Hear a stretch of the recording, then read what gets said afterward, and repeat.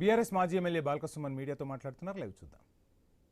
14 వార్డులు గెలిచినటువంటి మేము సిపిఐ బీఆర్ఎస్ కలిసి పోటీ చేసినాం కాబట్టి చైర్మన్గా బీఆర్ఎస్ పార్టీ, అదేవిధంగా వైస్ చైర్మన్గా సిపిఐ పార్టీ అని చెప్పి మేము అనుకుని మా పని మేము చేసుకుంటున్నాం. మా కౌన్సిలర్లందరూ కూడా మొన్న 14వ తేదీ నాడు భద్రాచలం మేరు శ్రీరాముల వారి దర్శనానికి పోతే ఇక్కడ నుంచి ఒక 8 కార్లతోని కాంగ్రెస్ వాళ్ళు, ఒక 2 కార్లలో పోలీసు వాళ్ళు పోయి అక్కడ మా కౌన్సిలర్లను ఎత్తుకెళ్లే ప్రయత్నం చేశాం. మళ్ళీ నేను హైదరాబాద్ నుండి పోయి మా కౌన్సిలర్లందరినీ కూడా తీసుకొని కేతన్పల్లి మా నివాసానికి తీసుకొచ్చి ఇక్కడనే వాళ్ళకు బస ఏర్పాటు చేసి ఇక్కడ ఉంచడం జరిగింది. తర్వాత 16వ తేదీ నాడు మొన్న చైర్పర్సన్, వైస్ చైర్మన్ ఎన్నిక జరగాలి.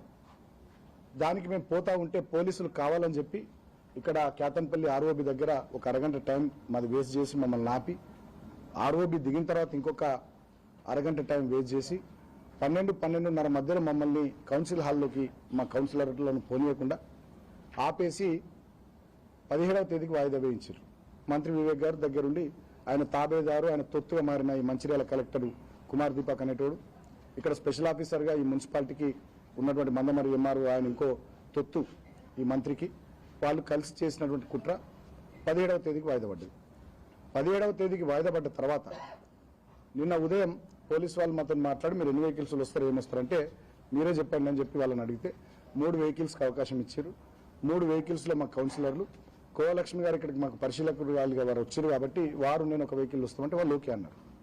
ఎందుకంటే మాకు మీ మీద నేను నమ్మకం లేదు, అసలు కథ మీరే నడిపిస్తున్నారు పోలీసు వాళ్ళు కాబట్టి ముందు మా వెహికల్ ఉంటుంది, వెనకాల మాకు 3 వెహికల్స్లో మా కౌన్సిలర్లు ఉంటారని చెప్తే సరే అన్న. ఇక్కడ నుంచి నిన్న ఉదయం బయలుదేరి మళ్ళీ సేమ్ కేతన్పల్లి ఆర్ఓబి దగ్గరికి పోతే అక్కడ ఆపేసిరు మమ్మల్ని.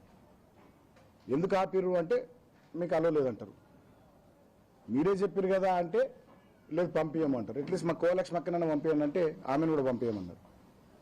అట్లనే లేట్ చేస్తూ ఉన్నారు, టైం కిల్ చేస్తూ ఉన్నారు. ఇంతట్లో ఏసీపీ ఏమంటాడు, మీ దాంట్లో ఒక సభ్యురాలి మీద ఆమెను కిడ్నాప్ చేసిరని మాకు కంప్లైంట్ వచ్చింది, సో మేము ఆపుతున్నాం మిమ్మల్ని అని మేము నిరసన తెలుపుతామని చెప్తాడు. ఎవరు ఆ కౌన్సిలర్ అంటే 21వ వార్డు బబ్బెర స్వర్ణలత అంటే ఆమెను తీసుకొచ్చి మరి ఈమె మీద కంప్లైంట్ వచ్చింది కాబట్టి ఈమె విషయం కాబట్టి ఈ ముక్కామి ఇక్కడ ఉండని మిగతా కౌన్సిలర్లు అందరినీ పంపిద్దామంటే దానికి మళ్ళా అడ్డు చెప్పారు. అడ్డు చెప్పినప్పటికి కూడా మళ్ళీ కొంచెంసేపు మాట్లాడి మేమే కొంచెం తగ్గి సమయం ఎక్కువ లేదు కాబట్టి ఆ 13 మంది కౌన్సిలర్లను మేము పంపించినాం. మా కోలక్ష్మి అక్కను కూడా వద్దన్నారు, అయిపోయింది.